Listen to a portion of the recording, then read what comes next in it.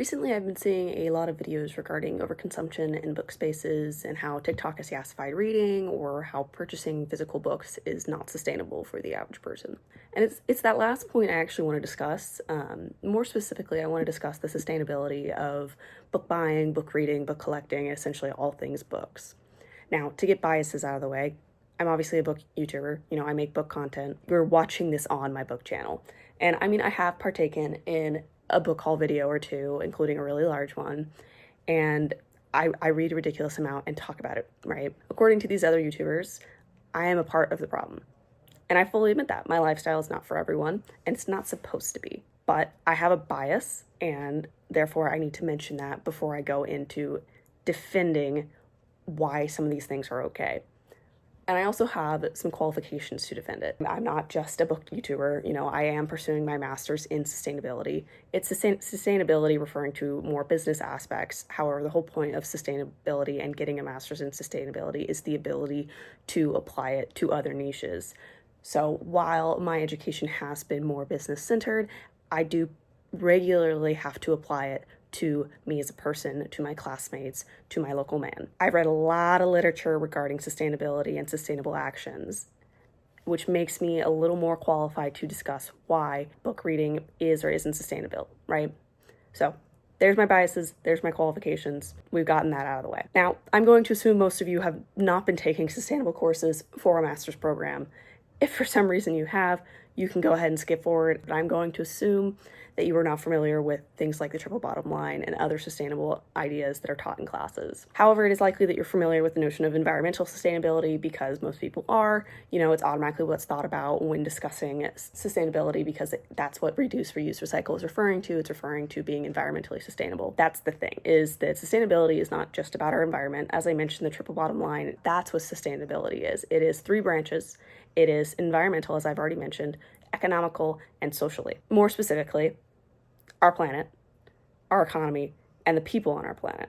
So it is not just about the environment. However, we will discuss all 3 branches because they are not sole lines. You have to intermingle them to truly be sustainable. As I mentioned, we all know environmental sustainability. It's in regards to things we do with the environment and how it impacts us. We need to keep the planet in mind with the things we do. We need to recycle our products. We need to make sure that we're not doing things that are going to harm our environment. Right, save the planet, all that stuff. Economic sustainability is a little less clear, but it should make sense to people with regards to businesses. There's a few different ways to look at it, but it usually refers to the profit a company is making and then what they do with it. And it's, are they paying their employees a livable wage? Are they helping the local economy? Are they purchasing supplies from an ethical source? And of course, you may be asking, well, how does that apply to me? I'm not a business. You may not be a business, but ask yourself, how do you spend your money? Are you giving it to conglomerates who take advantage of their employees? Are you throwing your money down the drain by renting things and then not actually owning it? We'll discuss economic sustainability with regards to book buying in a second, but do not think that just because you are not a business that these things cannot be applied to you. Which then leaves us with social sustainability. Social sustainability usually refers to all of the people involved in companies, not just the employees' employers. It refers to the local people that are affected by companies. How has the company impacted their local community? How have they helped in hiring them? How have they kept local culture alive? How have they hindered local culture?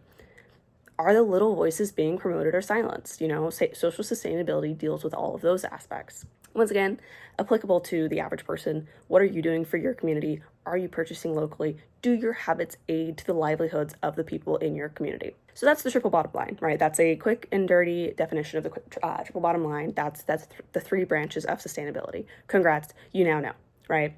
But how does that apply to book buying? First and foremost, we need to discuss the concept of large book hauls, overconsumption, and whatnot. Large book buying sprees where people take home hundreds of dollars worth of physical books is a bit wild. And it's definitely got out of hand, and I won't deny that. It's very easy to go into a bookstore, see all the books you have, and then go ham, especially if you don't set a budget. And in this current livelihood of buy, it's even easier. You can justify it. All the other girls are doing it on TikTok. I know I've justified buying a ridiculous amount of books before because, well, I had a bad day. I need to go buy some books and feel better. But where does that leave us in regards to sustainability? Well, to start, every book you purchase obviously has to be made. It's ink, paper, and time being used. It's also likely that every book made required some sort of machinery that is adding to our carbon emissions. Plus, then they have to be shipped out, which adds even more emissions. And if you keep buying them, you have to purchase more bookshelves, maybe even get a bigger home, which means more and more and more materials required with a seemingly small purchase. Obviously, of course, we're chopping down trees for these books too, right? So environmentally, on the surface, it does not sound the most sustainable. But okay, it's not environmentally sustainable. What about economically? You're aiding the economy by purchasing books, right?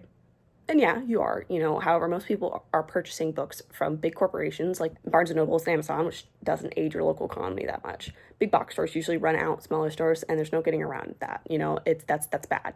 Plus, a lot of folks working for companies like Barnes may not be making enough money to sustain themselves. So you're also aiding conglomerates that might be underpaying, right? But okay, fine. What about social sustainability? That's happening, right? Except you're likely not buying too many books from your local authors. You're likely buying big known authors from large publishing houses that refuse to take on indie sellers unless those authors can show that they pull big numbers. It sounds like I'm saying book buying is not sustainable, right? To be clear, that's not at all what I'm saying. I'm saying that yes, from the surface, physical book buying can appear to be unsustainable. There's more to it than that, but before we get into it, let's discuss digital book buying instead. First and foremost, environmentally. You may decide that there's too much waste involved with physical reading, so you decide to get an e-reader. It's just one physical object. Surely it'll be fine. Except, this is made of plastic. But, that's fine. I'll just recycle it when I'm done, right? I'll give it back to the company. They'll give it to the recycling plant, and everything will be fine. It'll be fine. No. It's recently been discovered that almost none of plastic is being recycled. It's too expensive, it's too much work, and companies just don't want to do it. New plastic is cheaper and easier to make than recycling plastic, so most companies just decide not to do it. So the plastic you're buying and thinking won't end up in the landfill does. It does. Almost all of plastic is ending up in the landfill and not actually being recycled, and plastic does not break down when it is out in the landfill. It doesn't. It's going to stay there for thousands and thousands of years. So this will always exist, more or less. My generations from now, even when this is broken and I can't do anything with it, it will exist. Now, I can probably fix it. I could probably get some new computer parts for it and just have the shell, right? But fundamentally, now that this has been made, it will always exist. For anyone yells at me about sources, though, I've included an NPR link in the description discussing, plastics unable to be recycled. I've also included a link about the bottom line. And anything I refer to as specific sources will be in the description. I'm not just pulling things out of my ass. I will be sourcing some of my sources. I can't source everything because some of them are school-related sources and I can't give those out because they're paid for. So, sorry. Okay, fine. This isn't good for the environment. Whatever.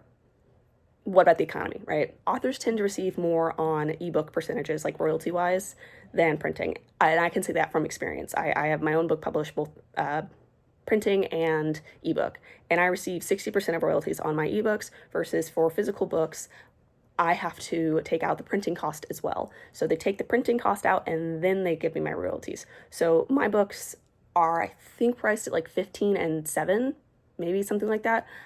Regardless of what it is, my ebook is less than half of my physical book, and I make more on my ebooks than I do my physical books. That's probably going to be the case for most authors, especially for indie ones that are doing print-on-demand books. I can't really speak in regards to non-indie authors because I'm not professionally published and I don't want to do the research, just being entirely honest. But okay, so indie authors at the very least are going to make more money on ebooks. And most likely, published authors are going to. So, it's probably more economically viable for both the reader and the producer to purchase ebooks because they're making more money on it, and because they're making more money on it, surely they'll lower the price, right? Authors don't really lower the price of ebooks that much anymore. Ebooks are starting to become the same price as physical books, meaning that you're paying the same amount to more or less rent a book, because you are not purchasing the book, you are purchasing a license to read the book, meaning you do not own that book. You are borrowing it, and technically speaking, if Amazon or any other company decides to remove that book, they can remove it from your library too. And God forbid whatever company you use decides to ban you, every single ebook you own, you might lose access to. And especially with Amazon now removing the rights to physically pull the DRM or something. Once again, didn't do research, don't really, whatever. But you don't have access to your books if you lose your account, is essentially what Amazon did. You know, you don't get to keep your books. They are not your books. You're purchasing a license. You do not have the right to own it. And you know, with an ebook, you don't get to sell that book if you didn't like it. Like a physical book, you can go and sell it. You're like, oh, I didn't like this book. I'm gonna give it to my friend. I'm gonna sell it to a thrift store. No, if you own an ebook, until it's taken away from you, it's yours, kind of. And you can give your friend your Kindle to read it, or maybe your login, but you're not technically supposed to do that. You don't have the right to distribute your book at all. And you can't give it to a thrift store. So once you buy an ebook, it's on your device until someone else says it can't be, and you can't sell it back. So maybe not the most economically viable. All right, fine. But, you know, I mentioned that the indie authors and ebooks for indie authors. So socially, you know, ebooks should give us more opportunities to read indie authors, right? Except that, as I mentioned, technically speaking, social sustainability refers to your local community, not all of the communities. And I mean, you can argue that the country you live in is your local community. And if we're making that argument, then this one goes out the window, right? But if we're talking about just the area you're in, it is unlikely that you are reading books from authors in your local community when you're purchasing on here. You might be, and I will not argue if you're saying that you are, but it's most likely if you're reading indie authors on here, they're in a completely different state than you, so you're not actually helping your area socially. Have I been enough of a Debbie Downer yet? Because I'm kind of getting sick of being all, it's not sustainable. Because, you know, there are tons of problems regarding physical and digital books when it comes to sustainability. So why do we hail digital books as a more sustainable option? Because that's what everyone says is, you know, you should do digital books because you're not producing as much carbon emissions and all of that stuff. And that's because people are only looking at the environment when we're discussing sustainability. Most people don't discuss the triple bottom line. They don't discuss social and economic sustainability. And I mean, on the surface, this one device compared to my entire book collection, which is hundreds and hundreds of books, seems better for the environment, right? I won't deny that's what that looks like. However, I've also seen people buy crap tons of Kindles. I have one. I have one Kindle. I have another device by Amazon that's called like a Kindle Fire that they now call just an Amazon Fire that I got over 10 years ago, and I don't know where it is, but I have that too. So technically I have two, but I have one e-reader. I have seen on YouTube and TikTok and all of the sites, I've seen girls with like 10. A new device in a new color comes out and they go buy it. That's over-consuming just as much as my physical book buying, you know? And no shade to those girls, enjoy what you want, but don't argue that you're being sustainably better when you're doing the same thing with plastic. The thing is, you know, with plastic versus books is if I really, for some reason, can't resell my physical book, I can't get a thrift store to take it. No one will take it, and I have to dispose of it. It can go in a compost bin, you know, it's paper. I can compost it. I could throw it out in my yard if I really wanted to. I'm not going to, but I could. But I'm not here to argue about what's better, physical or digital readers. That's not what I'm here to do. No, I want to talk to you about sustainability regarding both of them. And now that I've discussed all the bad things, let's actually get into the good things. As I already mentioned, physical books are easier to dispose of than e-readers, which makes their end-of-life cycle more environmentally sustainable. There's no denying that. But then, of course, mid-life cycle, ebooks win because I'm not continuously producing things. So really, when considering environmental sustainability, it's important to factor in what ratio it is. How many books factor into the same amount of waste as one e-reader? I wasn't actually expecting to find a number, if I'm being honest, but according to an NPR article, which, yes, I've linked below, the answer is 36 small paperbacks. This is equivalent to 36 small paperbacks, and we're talking new, not used, not rented, just this versus 36 brand new small paperbacks. So then the question is, how much do you read? How many of those books, when you do read, how many are you actually purchasing new? Or are you borrowing them from the library? Are you buying them used, you know? Something else to be noted is that physical publishing industries and all the people that produce physical books could be recycling paper. Paper is one of those materials that can be used over and over and over and over again, and it's likely that you've seen girlies on YouTube creating their own paper from the paper they have at home, which sounds weird, but it's true. It's not necessary to chop down a tree for every book being produced. It's just what's currently happening, right? So let's be clear, it's not your fault as the consumer that book publishing companies are not recycling enough paper. That's their fault. That's their environmental impact, not yours. we don't need to blame the little man for enjoying something that could have been made more environmentally friendly because the company decided not to. Could we be petitioning? Probably. But unless like millions of people start yelling at them, no one's going to do anything. It's hard to get millions of people on the same page. And also, to be clear, we can replant trees. We can. Companies just aren't. Not nearly as much as they should be. In my opinion, I think companies that chop down trees should be required to plant at least one more, if not two, trees per one they cut down, so that way they're still adding and helping the environment more than they're hindering it. Ultimately, you know, both physical and digital books have their downsides and benefits when discussing the environment. But ultimately, even if you're overdoing it with physical books, they can be returned to the dirt eventually, even if they don't end up in a thrift store for someone else to enjoy. Economically, I personally would say physical books are better. Now, to be clear, this one is entirely an opinion. I'm not sourcing anything for this. This is my opinion. But if I buy a book and I dislike it, I can resell it and make some money back. So economically, even though the books depreciate in value, there is still some value. I can't do that with the digital books on here. I can do that with the device itself, yes, but I cannot do that with the books I have on here. Once I purchase them, that's it. I don't get to return them and make some money back. As far as I know, anyway. I could be entirely wrong.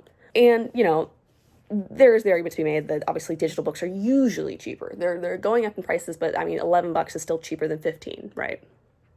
And then you can have them on your phone, so you don't even have to buy this device. There's less of a barrier to entry with digital books. Because I can also save some money on digital books, specifically when I'm traveling. If I were to go on an airplane, I just need to pack this or my cell phone. I don't need to pack tons of books to have hundreds of books at my fingertips.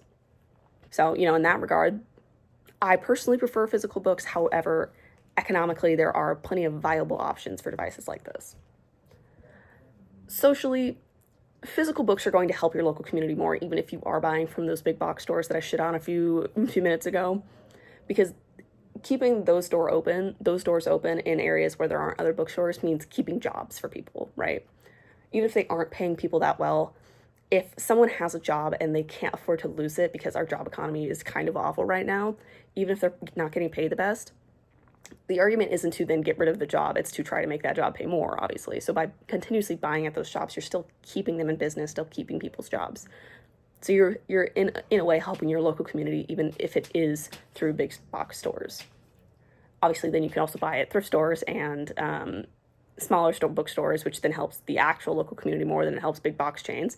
But that's neither here nor there. But, you know, with regards to ebooks, you're not necessarily helping your local community, as I've already mentioned. However, you can also support people with more marginalized voices because you can help support indie authors of all different backgrounds much easier with an ebook than you can in a physical bookstore. Because just as an example, Amazon carries plenty of self-published authors who maybe don't have the chance to get actually published. And so you can purchase their books and support their livelihood more directly than you'd be able to at a biggest box store. So socially, both types of reading have their impacts and benefits that can be very helpful. So now I'm saying that both are viable and sustainable, right? Yeah, absolutely. Book reading is inherently sustainable. There's no getting around that. There is an issue with overconsumption of physical media. I'm not going to deny that. You know, people are buying too many books. I understand that. However, it is not a book-specific issue. It is an overconsumption issue. There are just as many people buying far too many clothes and toys and everything else as there are people buying too many books. And honestly, if people can afford it, they collect things. Whether that be those figurines, books, video games, clothes, whatever. The thing about physical books specifically, though, is that we can ethically dispose of them versus, let's say, people who collect a bunch of pop figures. It's made of plastic. You can't really ethically dispose of that. Yeah, you can give it to a thrift store, but everything will eventually end up in a landfill one day. And so the question is not how are we over-consuming, but instead what is going to happen in that landfill. But also then with the increase of things like little free libraries, it's so easy to dispose of a book you didn't enjoy and know that someone else will discover it. You can donate it to your local library or thrift store as well, but with a little free library, you just put it on a random shelf. No one has to pay for anything, and then someone else just gets that book, eventually, probably. And God forbid you have to actually dispose of the book. You have to throw it away, you have to recycle it, you have to compost it, whatever. That book pulp, the paper pulp, can then be used again for something else, right? It doesn't just get wasted, unless we're not recycling properly, of course, but that's less of an issue about the material and more of an issue about how companies are reusing things. So then the issue isn't this versus physical books, or even what we're purchasing. It's how companies are disposing and creating. To be clear, this entire conversation is more in regards to new books versus ebooks, not used or rentals. So we kind of need to talk about that as well, because that is a part of the book space as well. And, thrift stores are great because you can purchase a physical book for far less the cost. You can collect a bunch of books and you don't have to spend that much money on it. So it's a great economic option. Libraries are a great resource if you can't afford books, whether it be e-reader or physical, because even if you don't have a good local library, and as long as you have some sort of smart device, you can access Libby on your phone, right? So you can still access library books for free. This is not sponsored. I just love Libby. And if you have a Kindle, like I do, you can, and you live in America, you can actually get those Libby books on your Kindle, so you don't, if you paid for this device, that's it. You don't have to pay for any more books if you have a good Libby library. And to be clear, some people don't have good Libby libraries. If you live in America, depending on the state you are in, some states will let you access other libraries, even if you don't live in that county, as long as you reside in that state. So if you think that you don't have a great Libby library, do some more research. You might find a great one, because I know the ones that I'm using are not all my county. But that's an environmental and economic option. Socially, you're not really helping authors by borrowing or buying used. That's just how it works. So for you, you need to decide what's more important: environmental and economic sustainability or social sustainability. That's a personal decision. That is not something I can tell you what is correct, especially if you don't have the money to afford to buy new books. And in that regard, you may not be helping your local economy by going to a library, but you're helping yourself economically. So in that regard, it is economically neutral to go to libraries and stuff. It may not benefit your local environment for you to borrow a book, but it benefits you. And so that still makes it economically sustainable, to be entirely clear, right? Like, it just depends on what you care about more. However, there's something we haven't discussed that I do think needs to be said and is very important, and that is that book banning exists. Borrowing from a library, downloading books, ebooks, does not protect you from book banning. It does not. So if you are worried that a book you enjoy is going to eventually be taken down and you don't physically own it, you should be worried, because if you don't physically own a book, it can be taken away from you. So if that is something you are concerned about, you do need to buy physical copies. Physical copies is the only way to protect yourself from things like book banning, because you own the copy, and that's that. Digital copies can still be taken away, as I've already discussed. Libraries can have their books taken away. Books can be removed, but if you physically own it, someone cannot take it from you because it is yours. Now, I'm not qualified enough to discuss that, though, so we're going to step past that, but just keep that in mind, is that physical books is the only option in regards to protecting yourself from things like book bans. After all of that, what's the most sustainable option then? I said I was going to discuss the sustainability, but also what's the most viable option for you? And it just depends on what you value more. But no matter what anyone tells you, as long as you're not overdoing it and buying 30 volumes of the exact same book, reading itself is inherently sustainable. If you want to save money, though, if you want to make some more choices that will help you save money instead of buying books and hating them, I'd recommend downloading Libby, as I've already said, and then purchasing the books you enjoy. So reading a book through a library or through Libby first, so that way you're not paying for it, you get to enjoy it or hate it, and you didn't affect yourself economically, right? And then if you did enjoy it, then you can purchase it, whether new or used, and that way you're adding to your local economy. You are not overdoing it with books that you didn't enjoy, and you can still support some authors if you were buying them new. And then also, you can have your personal library one day that's not full of books you hate. Once again, not sponsored by Libby, just love it. The main takeaway of this entire video is that books are inherently sustainable, even if you're physically purchasing them. You need to think about those purchases you're making a little more closely instead of letting your brain run wild in a bookstore, because, books are sustainable, but overconsumption is not. So, think before you buy, but don't feel bad about buying. Let me know if you want any more discussions regarding sustainable practices when it comes to reading. I would definitely like to use my degree more, because I'm clearly passionate about this. I also like to hear your guys' thoughts in the comments. Please keep it cordial, but feel free to disagree with any points I've made. I would love some sources from you guys if you have any that prove me wrong. But if you're going to crap on sustainability as a whole, I don't want to hear it. I don't. This isn't the place for it. Until next time.